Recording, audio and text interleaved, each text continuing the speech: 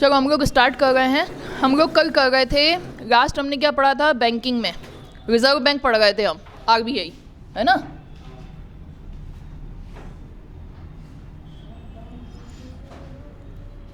RBI में आपको क्या क्या बता दिया था मैंने, इसका गठन कब हुआ,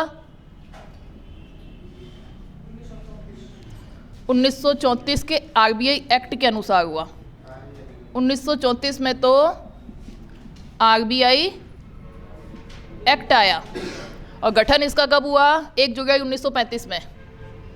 गठन इसका हुआ है 1935 में। ठीक, अब हम मेन आ गए थे, इसके मैंने आपको बताए थे बोर्ड में कौन कौन है। बोर्ड में कौन कौन है, 21 सदस्य बताओ कौन कौन है। एक गवर्नर, 4 उप गवर्नर, 10 सरकार के द्वारा नियुक्त विभिन्न क्षेत्रों के सदस्य होते हैं या निदेशक होते हैं। ठीक है, 2 सरकारी अधिकारी होते हैं, 4 स्थानीय कार्यालय के निदेशक होते हैं, या है ना, 21 हो गए कोई। अच्छा, कुछ किताबों में इसके जो क्षेत्रीय कार्यालय हैं 27 + 4 उप कार्यालय दे रखे हैं। आरबीआई की वेबसाइट पे 31 क्षेत्रीय कार्यालय दे रखे हैं।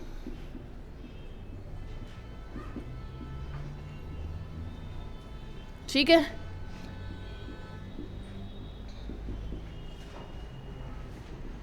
स्थानीय कार्यालय कितने हैं, स्थानीय कार्यालय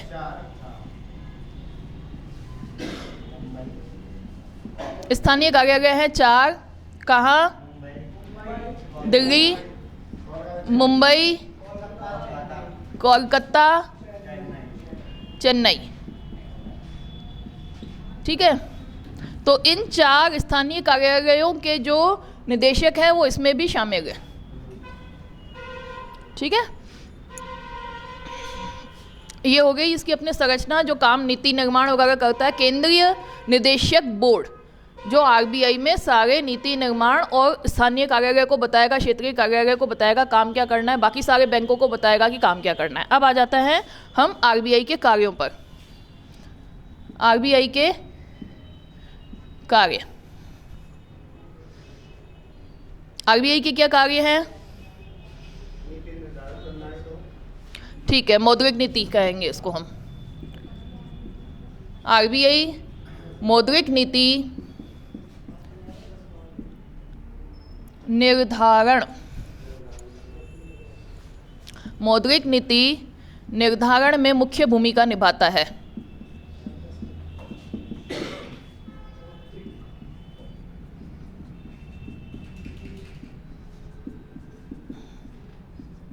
मौद्रिक नीति को डिटेल में हम कल करेंगे, क्योंकि आज हमारे बैंकों के सारे टाइप कंप्लीट कर लेंगे। मौद्रिक नीति निर्धारण में यह नीति बेसिकली किससे संबंधित होती है, मुद्रा के तरलता से और मुद्रा के संकुचन से, कि मुद्रा बाजार में ज़्यादा बढ़ा दी जाए।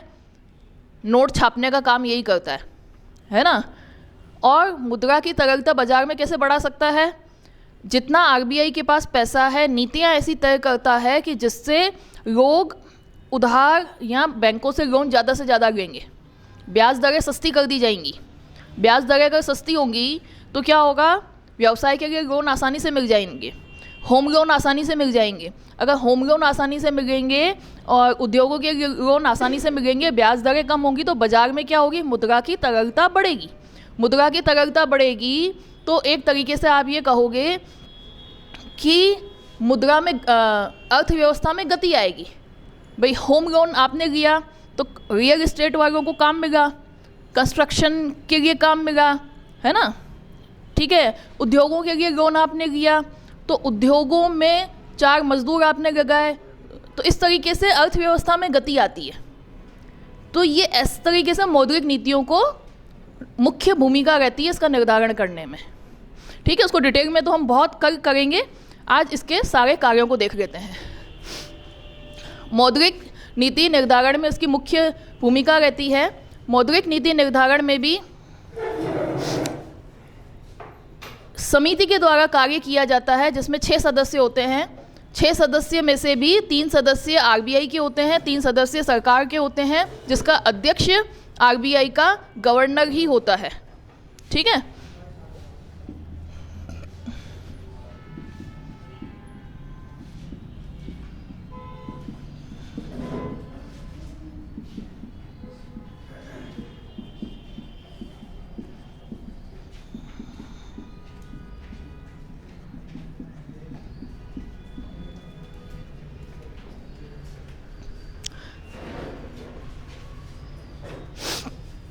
तो ये मौद्रिक नीति का कार्य हो गया।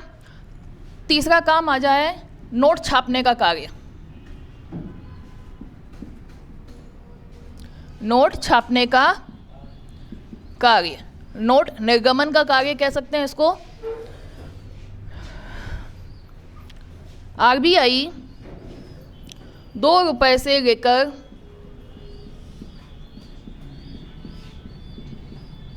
बाकी सभी नोटों को छापने का कार्य करती है। आरबीआई 2 रुपए से लेकर बाकी सभी नोटों को छापने का कार्य करती है। 1 रुपए का नोट कौन छापता है? 1 रुपए का नोट वित्त मंत्रालय द्वारा छापा जाता है।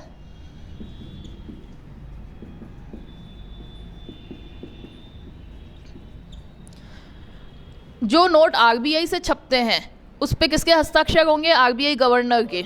और जो वित्त मंत्रालय से छपता है, कौन सा नोट छपता है, तो उस पे किसके हस्ताक्षर होंगे? वित्त सचिव के। नोटों पर आरबीआई गवर्नर के हस्ताक्षर होते हैं। सिक्के भी आपके वित्त मंत्रालय से होते हैं। 1 रुपए का सिक्का वहीं से छपता है, जो भी टकसाल से बनता है ना। तो वित्त मंत्रालय सिक्का 1 रुपए का, वित्त मंत्रालय से हस्ताक्षर वित्त सचिव।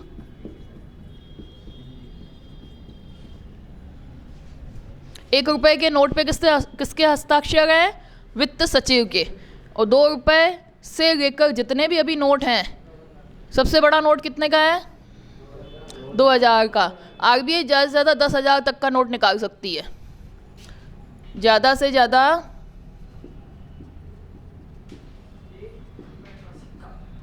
10,000 तक का नोट छाप सकती है।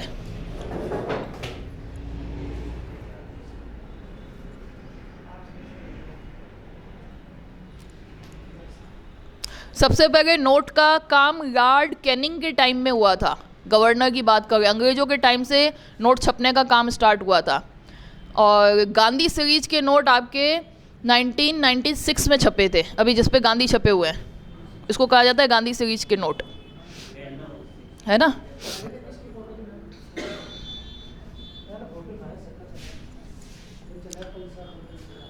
ठीक है, अब ये बताओ, अब जैसे ही अपने देश में मुद्रा की कमी हो गई, गरीबी हो गई, तो क्या आरबीआई बहुत सारे नोट छाप के निकाल दे क्या?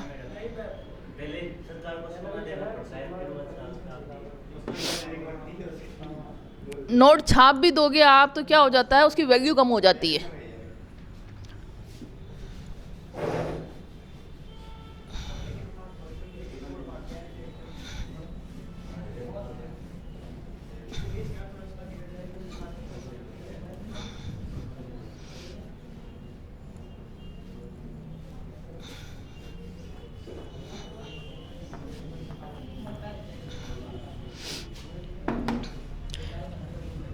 आरबीआई को नोट छापने से पहले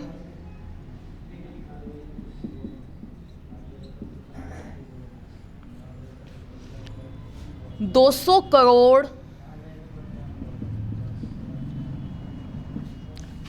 आरक्षित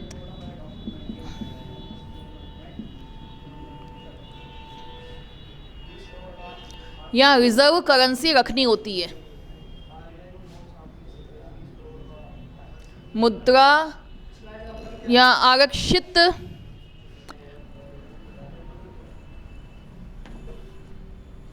रिजर्व रखना होता है।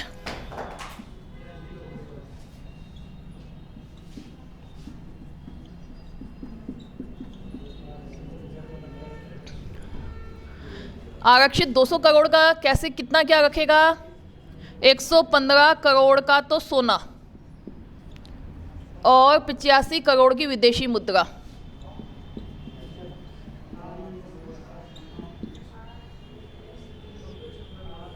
करोड़ का सोना, इतना तो पैसा होना ही चाहिए नोट छापने का अधिकार मिलने के लिए। सोना और विदेशी मुद्रा करोड़ में विदेशी मुद्रा रखी जाएगी।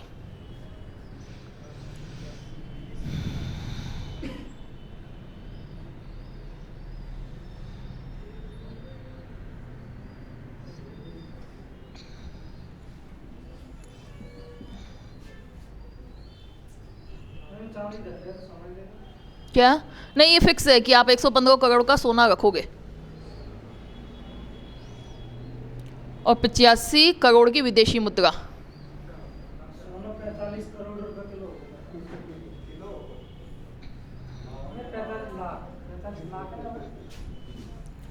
ठीक है।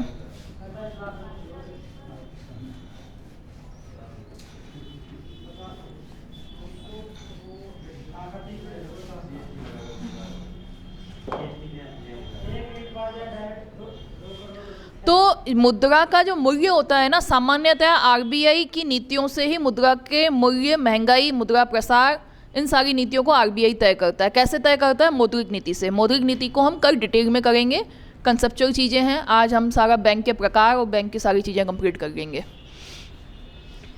और आरबीआई के क्या कार्य होते हैं? आरबीआई बैंकों का बैंक है। आरबीआई क्या है? बैंकों का बैंक है। बैंकों का बैंक है मतलब जितने भी देश में बैंक हैं उनका सभी बैंकों के लिए केंद्रीय बैंक है।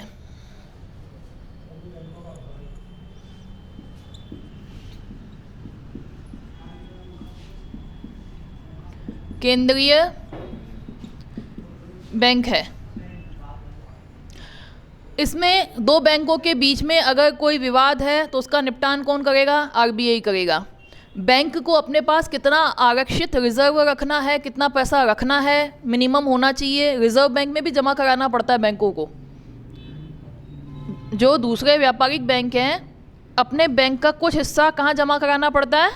आरबीआई में भी जमा कराना पड़ता है।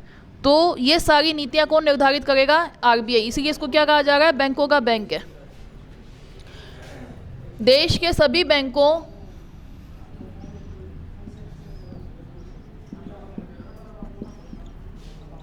नियंत्रण, नियमन करता है। नियंत्रण और नियमन करता है। कंट्रोलिंग करेगा, उनकी चेकिंग कर सकता है, निरीक्षण कर सकता है, सारी चीज़ें कर सकता है। आरबीआई के पास सारे अधिकार है।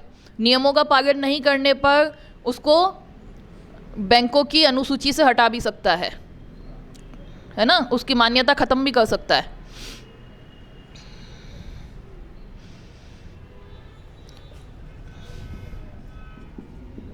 बैंकों के बीच निपटान करता भी है।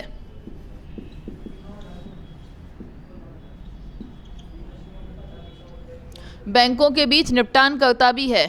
बैंकों को ऋण चाहिए तो आरबीआई ऋण की सुविधा भी देता है। नहीं नहीं, बैंकों को सरकार को दे सकता है, बैंकों को दे सकता है।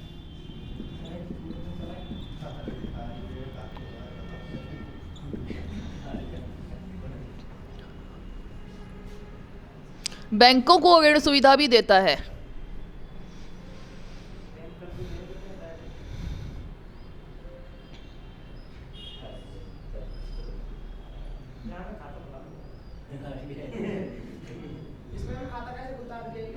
खाता नहीं खुलेगा। ये सारे बैंकों का मैनेजमेंट के लिए है, सरकार के लिए सलाहकारी का कार्य करेगा।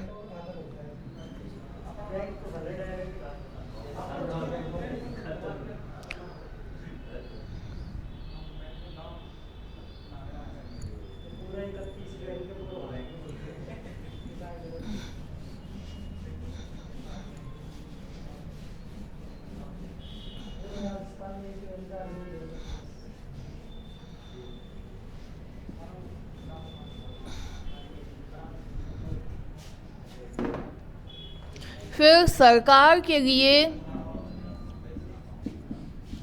सलाहकारी संस्था है।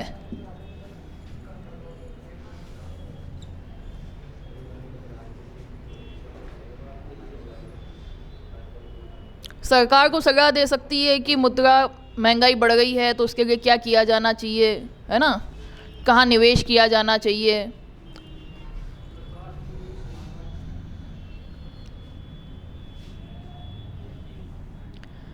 IMF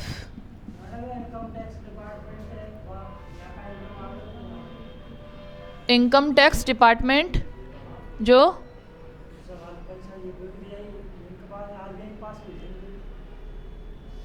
पैसा, हाँ, सारे सरकार का खजाना ये करता है ना। मैंने आपको निधियाँ बताई थी, सारी निधियों का रखवाला यही है।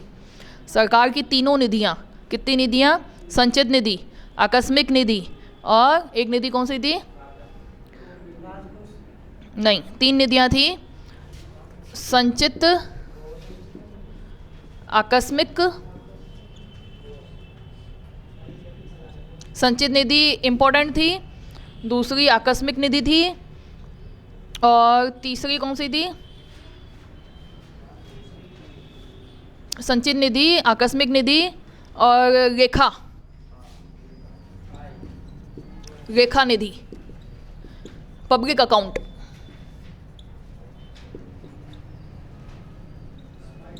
ये आपके आ जाता है 266(1), ये आ जाता है 266(2), ये आ जाता है आकस्मिक निधि आपकी 267, है ना, 267 अनुच्छेद में इन निधियों का वर्णन है। तो इन तीनों निधियों का रखवाला RBI है, ये बताया था मैंने आपको पहले भी।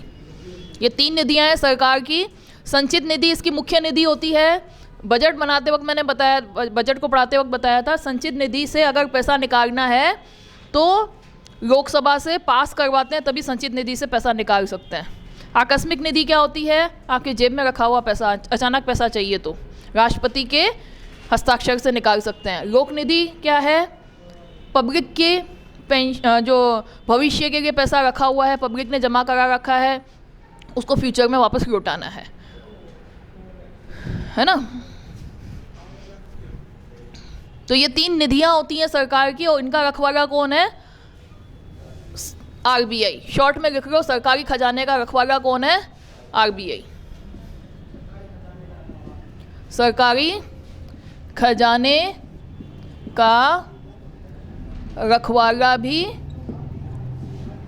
RBI है। अंतर्राष्ट्रीय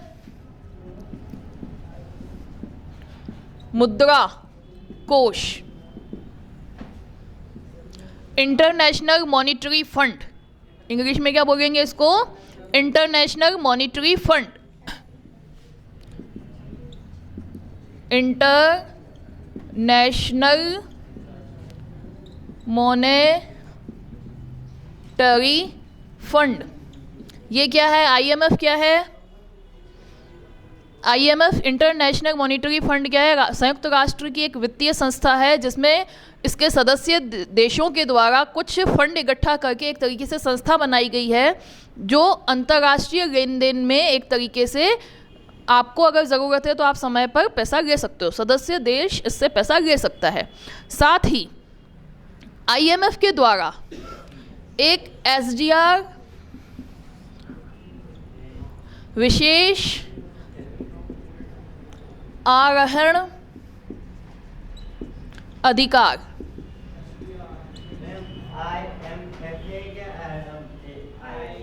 IMF इंटरनेशनल मॉनेटरी फंड, अंतर्राष्ट्रीय मुद्रा कोष। क्या? आई नहीं, F है ये। फंड है ना। SDR special drawing right,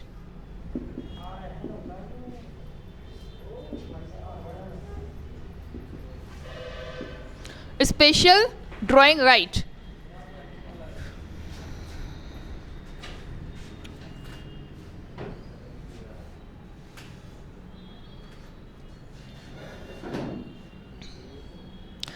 SDR, अब ये क्या है? SDR क्या चीज़ है? SDR एक कृत्रिम मुद्रा है।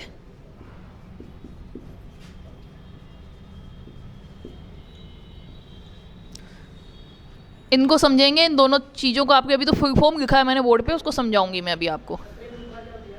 समझाएंगे, पहले ये लिख लिया क्या, फिर बोर्ड पे देखो, फिर समझाऊंगी। इनका फुल फॉर्म लिख लिया हो आप लोगों ने तो उसको मैं एक्सप्लेन करती हूँ। IMF का full form international monetary fund, एक तरीके से वित्तीय संस्था है, ठीक है। इसका कार्यालय वाशिंगटन DC में है। संयुक्त राष्ट्र संघ की वित्तीय संस्था है। तो इंटरनेशनल लेवल पर 190 देशों ने इसमें फंड जमा करा रखा है ना। जैसे अपने बैंक है नेशनल लेवल पर, ये कैसा हो गया? इंटरनेशनल लेवल पर हो गया। इसकी मुद्रा, इस बैंक से एक मुद्रा जारी की जाती है, या यूँ कहें कि इस बैंक के द्वारा एक मान्यता प्राप्त मुद्रा है, जिसको क्या कहेंगे हम? SDR। क्या कहेंगे हम? SDR शॉर्ट फॉर्म में। फुल फॉर्म इसका क्या है? Special drawing right. हिंदी में क्या कहेंगे? विशेष आरोहण अधिकार। शॉर्ट में आपको क्या याद रखना है? SDR और IMF, ठीक है। इसी से आपका फुल फॉर्म बन जाएगा। अब ये जो SDR है, ये असल में कोई फिजिकल करेंसी नहीं है, जैसे आपका 10 का नोट होता है, 100 का नोट होता है। सिर्फ ये राइट्स है एक तरीके से कि आपके पास सपोज 3 करोड़ SDR के रूप में है, SDR है। अब उसका मूल्य डॉलर के रूप में कितना है? एक SDR की वैल्यू डॉलर के रूप में कितनी है? 1.3 डॉलर है सपोज। तो आप अगर 10 SDR होल्ड करते हो, 10 SDR होल्ड करते हो, तो आपको कितने डॉलर मिल सकते हैं? इंटरनेशनल मार्केट से 13 डॉलर मिल सकते हैं। इसकी वैल्यूएशन कैसे होती है?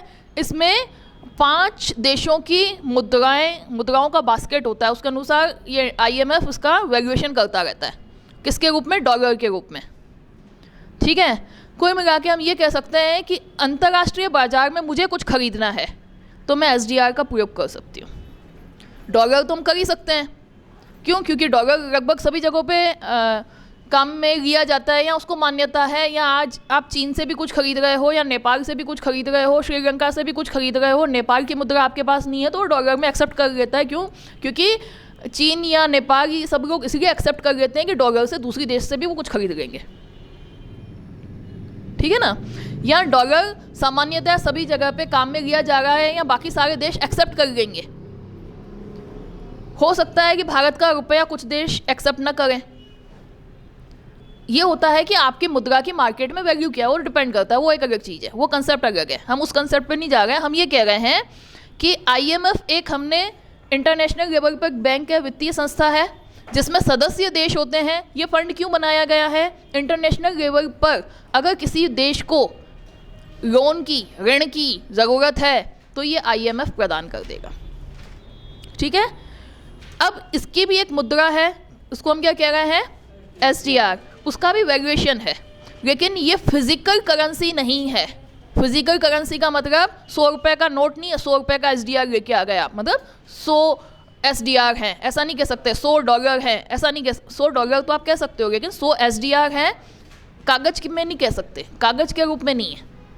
जैसे आपके शेयर में शेयर्स होते हैं ना, जो दिखते हैं कि भाई आपके शेयर्स हैं एक कंपनी के, आप 10% शेयर होल्ड करते हो, वैसे आप IMF में या आपके देश के पास 50 SDR हैं, 100 SDR हैं, 200 SDR हैं, तो इतना SDR के रूप में आप होल्ड करते हो, जिसको डॉलर के रूप में कभी भी बदल सकते हो। ये बात आ गई कि समझ में? फिजिकल रूप में नहीं है ये, लेकिन आप इसको होल्ड कर सकते हो। IMFI में आपका एक हिस्सा है। हमारे देश का अगर 2.3% IMF में हिस्सा है, या SDR को हम होल्ड करते हैं, तो उसको हम कहीं भी कन्वर्ट करा सकते हैं। इस SDR को डॉलर में कन्वर्ट करा सकते हैं, या कहीं और किसी भी मुद्रा में कन्वर्ट करा सकते हैं, ठीक है। तो SDR एक ऐसी करेंसी है जो एक तरीके से सभी देशों के बीच में मीडिएटर करेंसी का काम कर रही है। मान लो कि आपके पास डॉलर नहीं है तो अमेरिका एसडीआर को एक्सेप्ट कर लेगा। मान लो चीन का युआन आपके पास नहीं है तो एसडीआर को एक्सेप्ट कर लेगा। तो एसडीआर ऐसी करेंसी है जिसको सारे देश एक्सेप्ट कर रहे हैं। ठीक है, इतनी बात आ रही है समझ में। हालांकि इसकी भी और डिटेल है पर इससे ज़्यादा फिलहाल अपने को नहीं समझना, इतना काफ़ी है आप लोगों के लिए।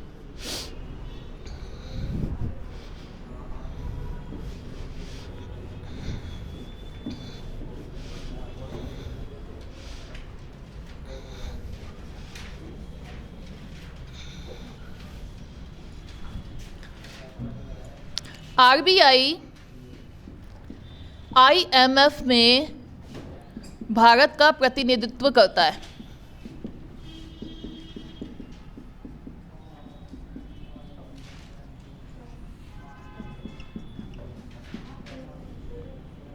ठीक है, तो आरबीआई एक काम और क्या करेगा, आईएमएफ में प्रतिनिधित्व करना भारत की तरफ से, कितने % हम जमा कराना चाहते हैं या लेना चाहते हैं या कुछ भी करना चाहते हैं, तो वो सारे काम कौन करेगा, आरबीआई करेगा।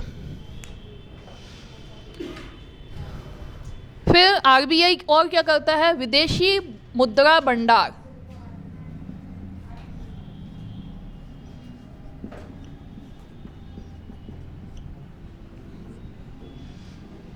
का संरक्षण करता है।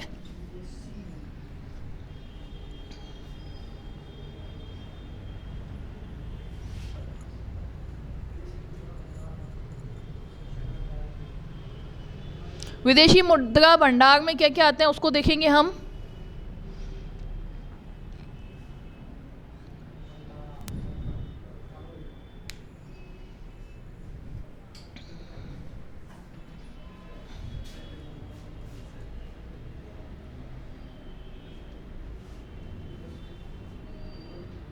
ठीक है, मिटा दूं।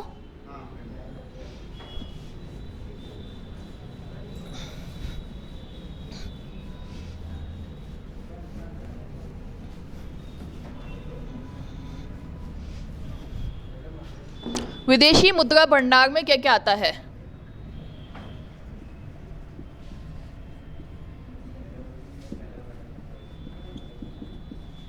विदेशी मुद्रा भंडार में एक तो आएगा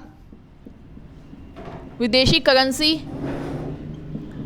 विदेशी मुद्रा, ठीक है, दूसरा सोना, तीसरा आपके आता है रिजर्व ट्रेंच, चौथा आता है एसडीआर। 4 चीज़ों से मिलकर क्या बनता है, विदेशी मुद्रा भंडार।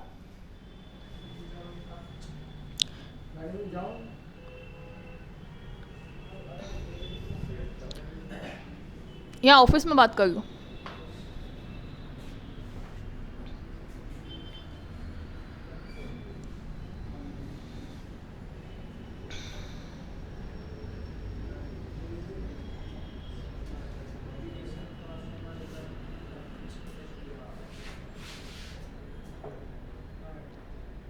ठीक है, रिजर्व ट्रेंच क्या होता है, एसडीआर तो मैंने आपको बता दिया। ट्रेंच रिजर्व ट्रेंच,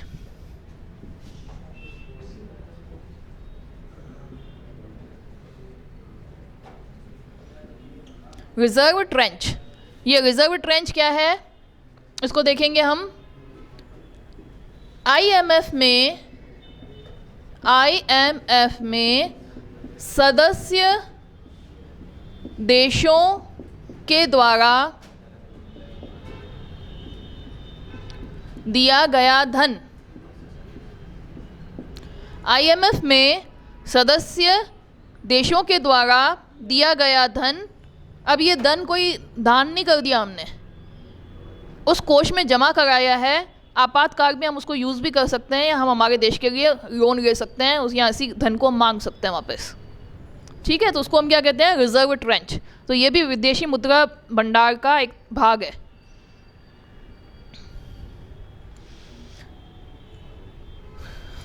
द्वारा दिया गया धन जिसको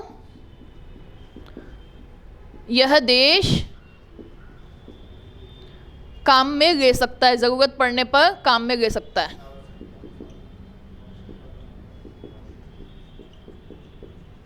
सामान्यतः आपातकाल में काम में लेता है। कितना आपातकाल हो गया कि हमें विदेशी बैंक के रिजर्व ट्रेंच को भी निकालना पड़ जाए तो निकालेंगे।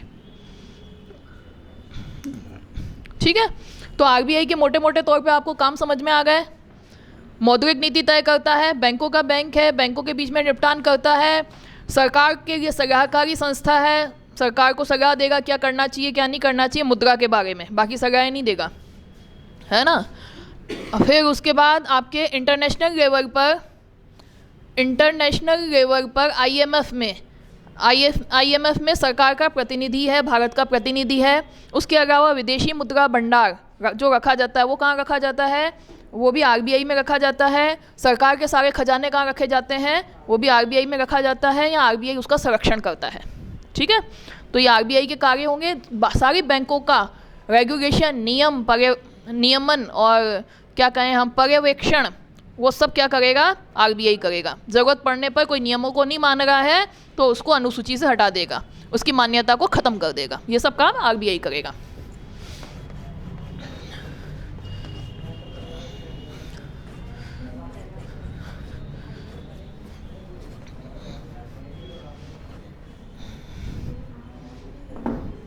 अब नेक्स्ट टॉपिक है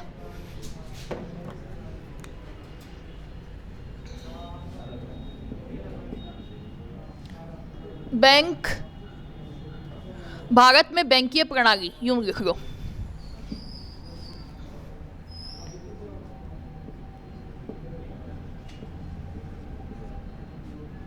बैंकिंग सिस्टम ज़्यादा ठीक वर्ड है। भारत में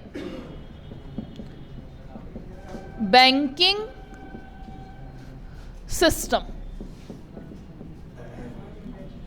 बैंकिंग सिस्टम में सबसे ऊपर कौन है, आरबीआई। आरबीआई के बाद आपके बैंक दो प्रकार के हो जाते हैं, अनुसूचित बैंक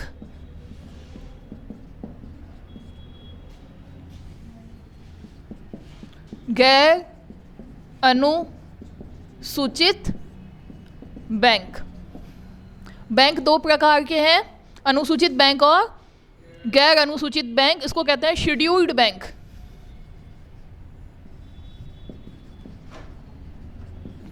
ठीक है, नॉन शेड्यूल्ड बैंक, है ना। अनुसूचित बैंक वह बैंक है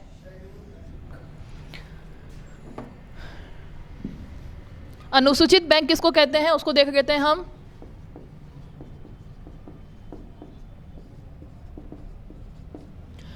वह बैंक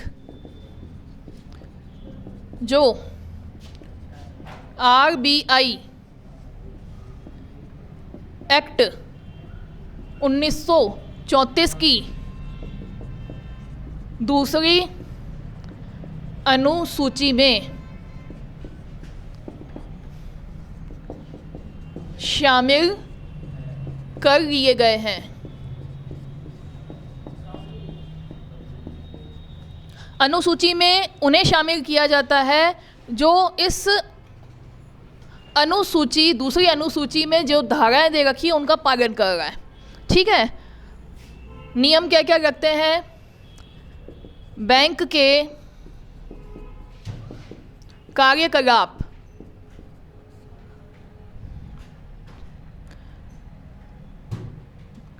कस्टमर के हितों में हो, कस्टमर या जनता के हित में हो।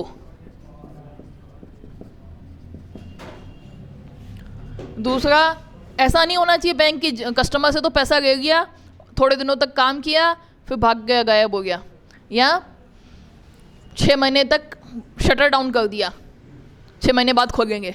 तो 6 महीने तक अगर किसी को ज़रूरत हो तो अभी तो मैनेजर है नहीं, बाद में आना, अभी तो ये है नहीं, तो ऐसा कोई नहीं होना चाहिए कि किसी का पैसा नहीं डूब जाए। बैंक ऐसा होना चाहिए जो कस्टमर के हित में कार्य कर रहा हो, बैंकिंग सुविधाएं दे रहा हो।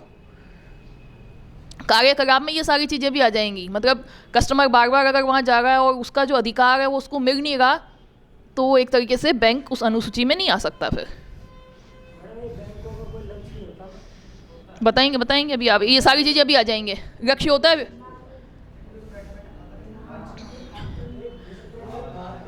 बैंक का कार्यकलाप कस्टमर के हित में हो,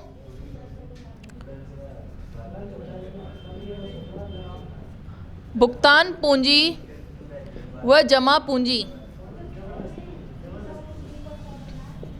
कम से कम 5 लाख रुपए हो।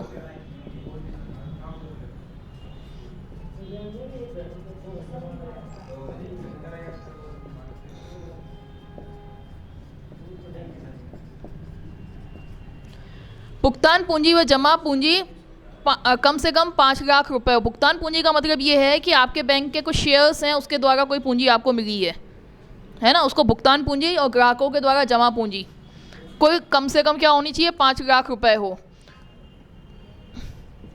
आरक्षित, न्यूनतम आरक्षित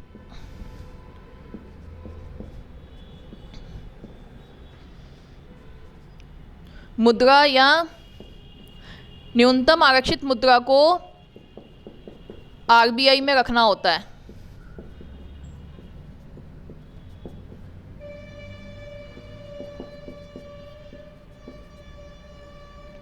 न्यूनतम आरक्षित मुद्रा को आरबीआई में रखना होता है।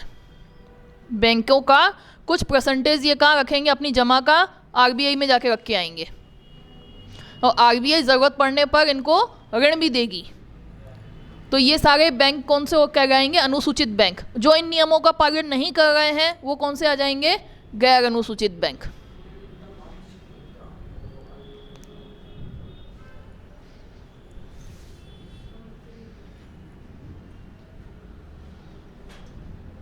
ठीक है, जो इन नियमों का पालन नहीं कर रहा है, या यूं कह दो वह बैंक जो आरबीआई एक्ट 1934 की दूसरी अनुसूची में शामिल नहीं है और अनुसूचित बैंक के लिए जो नियम आवश्यक हैं उनका पालन नहीं करते हैं, उनको हम क्या कहेंगे, गैर अनुसूचित बैंक कहेंगे। साइड में शॉर्ट में लिख दो, वह बैंक जो अनुसूचित बैंक होने के लिए नियमों का पालन नहीं करते वो गैर अनुसूचित है।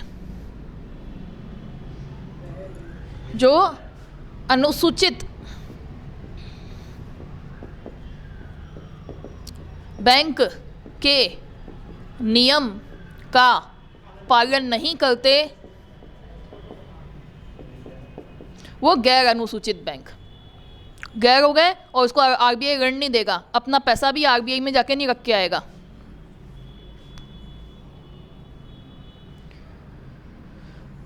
आगे बढ़ जाए।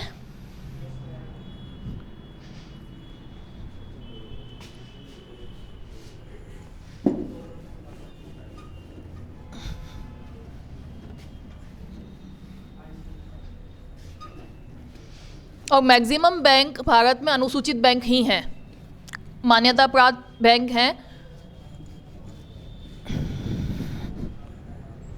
अनुसूचित बैंक को हम फिर वापस 2 भागों में बांटते हैं, वाणिज्यिक बैंक और सहकारी बैंक। वाणिज्यिक बैंक और सहकारी बैंक।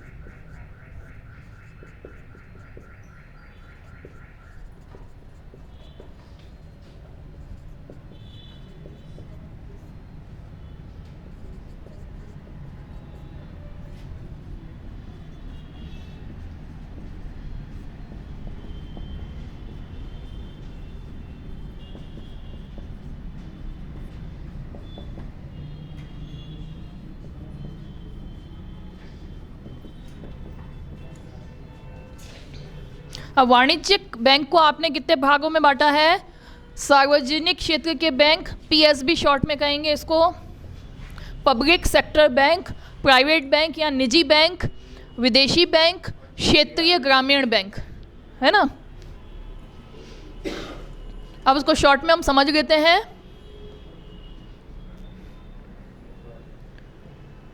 वाणिज्यिक बैंक जिसका मुख्य उद्देश्य जमा करेगा और ऋण देगा, उसका मेन उद्देश्य क्या है कि ये सब कार्य इसलिए कर रहा है कि वो लाभ कमा ले। बैंक को लाभ होना चाहिए इन सारी चीज़ों से। कमर्शियल बैंक सारे कौन से हैं? जमा करता है, वह ऋण देता है। मुख्य उद्देश्य लाभ कमाना।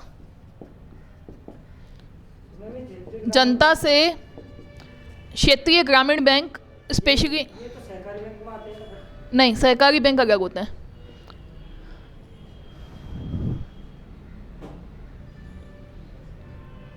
वाणिज्यिक बैंक वो है बेसिकली जनता से जमा करेगा, ऋण भी देगा, लेकिन उद्देश्य क्या है? बैंक को फ़ायदा होना चाहिए, लाभ मिलना चाहिए, ऋण देने के बाद उसकी किस्तें भी आनी चाहिए।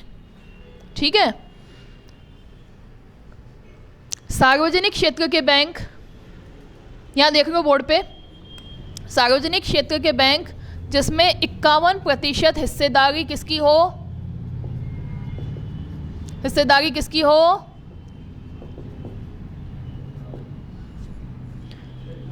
सरकार की, है ना। फिर प्राइवेट बैंक जिसमें 51% हिस्सेदारी किसकी हो? निजी क्षेत्र की। विदेशी बैंक जिसमें 51% हिस्सेदारी विदेशियों की हो।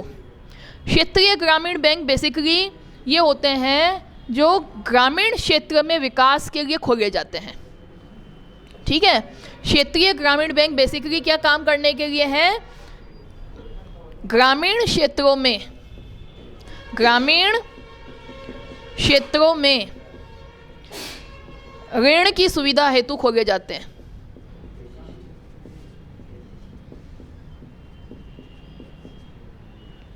ठीक है। फिर ये कब बना था? 2 अक्टूबर 1975 में। सहकारी बैंक वे बैंक हैं जो 1912 सहकारी अधिनियम के अंतर्गत आते हैं। अब ये क्या चीज़ है उसको अपन समझेंगे। अधिनियम, पहले तो इस अधिनियम के अनुसार बने हुए हैं। अब सहकारिता क्या होती है? सहकारिता बेसिकली ये होती है कि जैसे सारे सदस्य मिलकर बैंकों के मैनेजमेंट में भाग लेते हैं। कैसे? जैसे एक बैंक में ये सारे सदस्य हैं, आप सभी इस बैंक के सदस्य हो। कौन से बैंक के? सहकारी बैंक के। अब इसके डायरेक्टर्स जो होंगे वो इन्हीं सारे सदस्यों के द्वारा चुने जाएंगे। सहकारी बैंक का कंसेप्ट समझ में आ रहा है क्या? सदस्य ही क्या करेंगे? डायरेक्टर्स को चुनेंगे। ठीक है। तो इसका गठन सहकारिता के आधार पर है। तो ऐसे बैंक क्या कहलाते हैं? सहकारी बैंक कहलाते हैं, है ना। तो निर्वाचन के आधार पे डायरेक्टर्स बन रहे हैं इनके और काम हो रहा है। ठीक है। तो सारे सदस्य इसमें भाग ले रहे हैं, इसलिए ऐसे बैंक को क्या कह रहे हैं? सहकारी बैंक। ठीक है।